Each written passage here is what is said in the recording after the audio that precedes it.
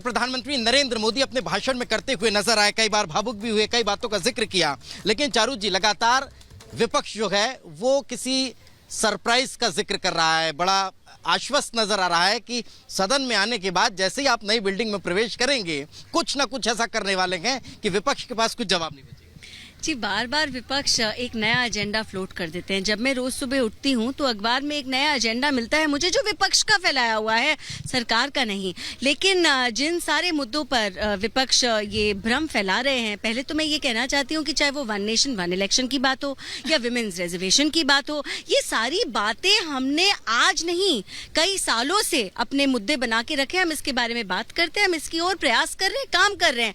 लेकिन विपक्ष को एक कुछ डर सा सताया रहता है। और ऐसा दिन, आज के जैसा दिन जो ऐतिहासिक है, जो आखिरी दिन है हमारे पुराने संसद में और नए संसद में हमारी एंट्री होगी, वो आज के दिन भी नेगेटिव बातें कर रहे हैं। ठीक है, डर सताया हुआ है, क्या कहेंगे? नहीं, देखिए, जो इनके बातों से मैं सहमत नहीं, क्योंकि मैं गांधी के देश का रहने वाला हूँ और मैं गांधी का देश को मानता हूँ। यहाँ सभी गांधी, मैं नए सुन तो लीजिए, भारतीय जनता पार्टी नहीं मान रही है ना, बात तो समझिए कि खेल क्या है।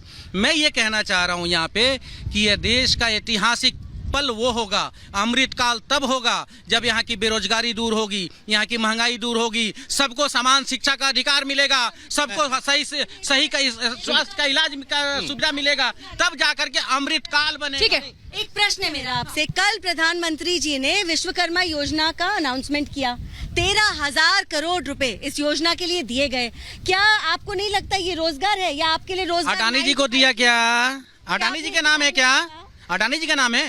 क्यों आपने कल की अडानी जी के पास पैसा पहुंच रहा है क्या? ये बता दीजिए ना, 20,000 करोड़ कहाँ से आए, ये तो देश जानना चाह रहा है। कल इतनी बड़ी योजना रोल आउट हुई है। सबसे बड़ा दुर्भाग्यपूर्ण बात ये है कि भारतीय जनता पार्टी विपक्ष के किसी भी सवाल का जवाब देने नहीं, लेकिन दिक्कत क्या है? और ये देश के लिए खतरनाक है, इनकी नीतियाँ देश के लिए खतरनाक है, इनकी सोच देश के लिए खतरनाक है। मैं चारू जी आ रहा हूँ आपके पास, आप भी कुछ कहना जी। देखिए, बहुत दुखद है कि हमारे जो मित्र हैं उन्होंने विश्वकर्मा जो योजना, जो कि हमारे गरीब गुरबे के लिए है, उसका मजाक उड़ाया इन्होंने। और ये बार बार अडानी का नाम लेते हैं। मैं पूछना चाहता हूं बहुत ही विनम्रता से, पहली बार पोर्ट किसने दिया था अडानी जी को? चिमन भाई पटेल किसके मुख्यमंत्री थे? 60,000 करोड़ रुपए का आपने प्रोजेक्ट राजस्थान में दिया, वो किस आधार पे दे दिया? यदि अडानी जी से इतनी परेशानी है, छत्तीसगढ़ में आपने प्रोजेक्ट दिया, बात वो नहीं है। बात ये है कि ये विपक्ष की बौखलाहट को दर्शाता है। आज प्रधानमंत्री जी ने जिस प्रकार से बिंदुओं को बिंदुवार जोड़ा है, ये अपने आप में बहुत सुंदर है। बिल्कुल आपके पास आऊंगी, लेकिन देखिए किस तरीके से संसद के विशेष सत्र की आज शुरुआत हो गई है। 75 साल हो चुके हैं, यानी कि आजादी का अमृत काल जो है वो पूरा देश मना रहा है। तमाम जो सांसद अलग अलग जगह से चुनकर आए हैं, वो आज संसद में आखिरी दिन, यानी कि पुरानी संसद में आखिरी दिन यहां पर गए, और उसके बाद कल से नई संसद में नए विशेष सत्र की शुरुआत होने वाली है। एक रिपोर्ट आपको दिखाते हैं।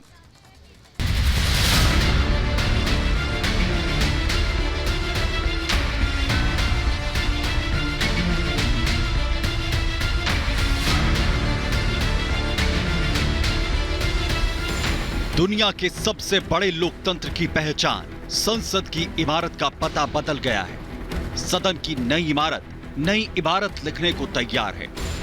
नए भवन में भारत के सुनहरे भविष्य की ऐतिहासिक गाथाएं लिखी जाएंगी।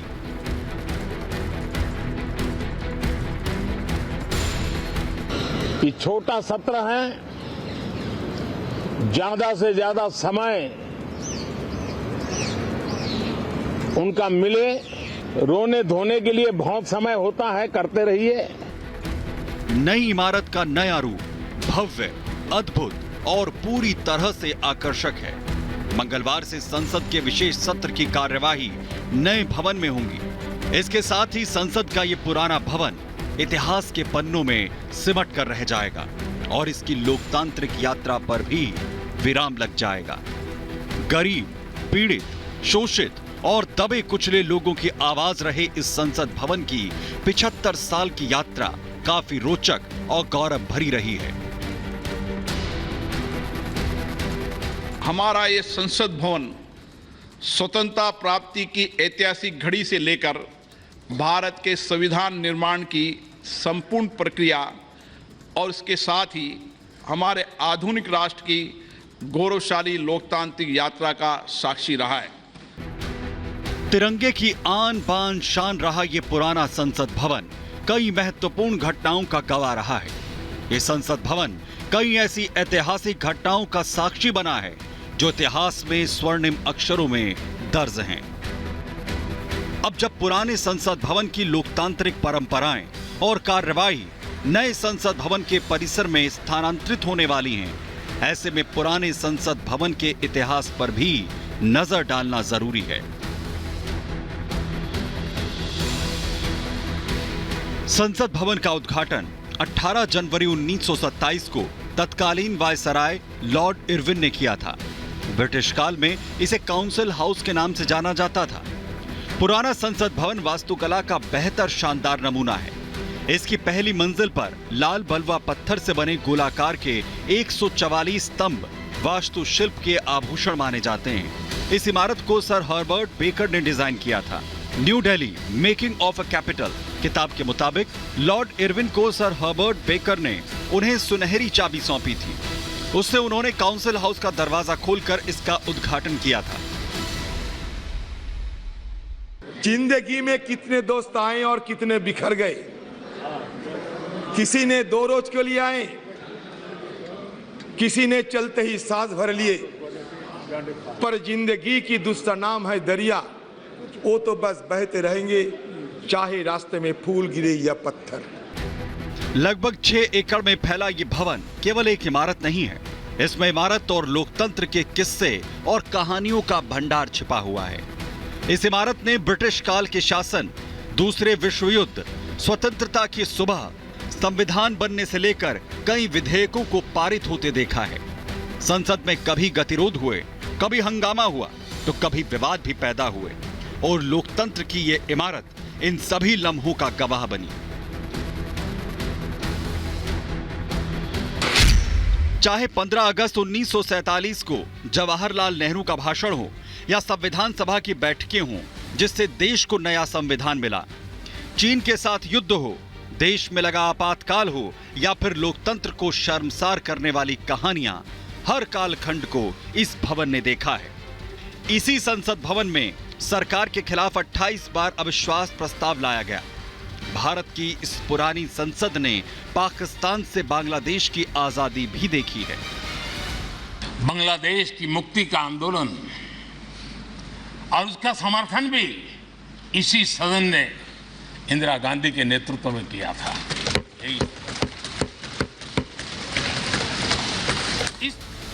अर्थव्यवस्था में सुधार के लिए उदारीकरण नीति को लागू किया गया। इस पुराने भवन ने 2 सीटों से सत्ता तक पहुंचने वाली बीजेपी का सफर भी अपनी आंखों से देखा है। कारगिल युद्ध हो या फिर दुनिया को चौंकाते हुए अटल बिहारी वाजपेयी सरकार के दौरान परमाणु परीक्षण, कितने ही ऐतिहासिक लम्हों का ये भवन गवाह रहा है। अटल बिहारी वाजपेयी जी का सरकार भी हमने इसी सदन में देखी। सर्व शिक्षा अभियान देश में आज वो महत्वपूर्ण बन गया है। आदिवासी कार्यालय मंत्रालय अटल जी ने बनाया, नॉर्थ ईस्ट का मंत्रालय अटल जी ने बनाया। न्यूक्लियर टेस्ट भारत के सामर्थ्य का परिचायक बन गया। एक क्षण ऐसा भी आया जब इस भवन पर आतंकियों ने हमला किया, लेकिन भारत मां के बहादुर जवानों ने अपनी जान देकर इस भवन की गरिमा की रक्षा की। ये देश उस घटना को कभी भूल नहीं सकता है, लेकिन आतंकियों से लड़ते लड़ते सदन को बचाने के लिए और हर सदस्य को बचाने के लिए जिन्होंने अपने सीने पर गोलियां झेली, आज मैं उनको भी नमन करता हूं।